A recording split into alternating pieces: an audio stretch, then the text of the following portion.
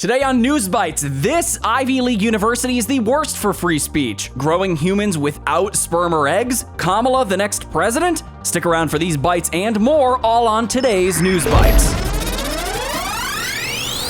Okay, real quick, Moderna says its clinical trial data shows its updated COVID shot is effective against the newer BA.286 variant, which is being monitored by the WHO and CDC as, quote, highly mutated and concerning. Moderna believes the data will reassure regulators who are slated to approve the shot soon on the, quote, updated efficacy.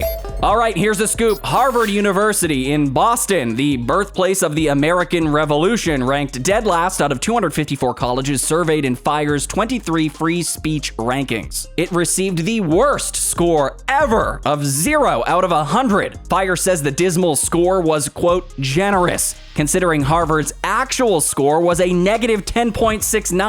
This continues Harvard's downward spiral, ranking increasingly poor each of the last 4 years, with Harvard sanctioning speakers and scholars in 7 out of 9 recent deplatforming incidents, firing staff, and surveys also show high levels of student self-censorship and discomfort discussing controversial topics. Okay, check this out. WHO's Tedros weighs in on COVID and what the future might hold. Watch. The increase in hospitalizations and deaths shows that COVID is here to stay, and that we will continue to need tools to fight it.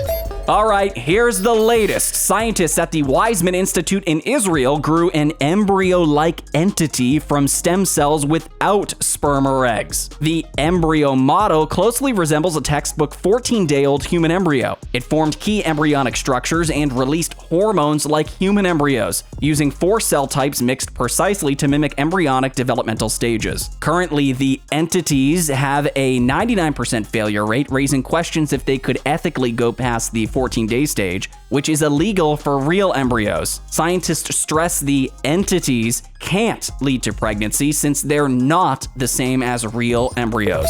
All right, in case you missed it, Kamala sat down for an interview with the Associated Press today, hypothesizing what she would do if Biden stepped down. Take a listen. Questions about the president's age often go hand in hand with questions about how you would step in the role, if necessary.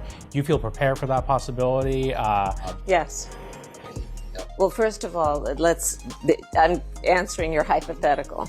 But Joe Biden's going to be fine. So that is not going to come to fruition. But let us also understand that every vice president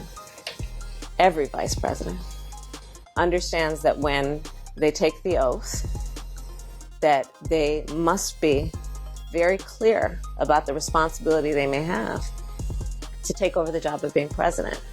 I am no different.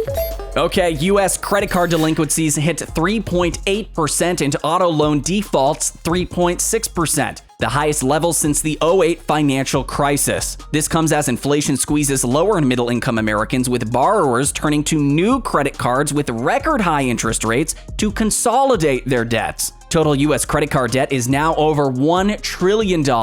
Rising delinquencies signal financial stresses and cracks in the consumer economy as Fed interest rates rise. Those are today's bites, which are on our website at Disclose.tv. Subscribe, hit the bell, and leave your comments below.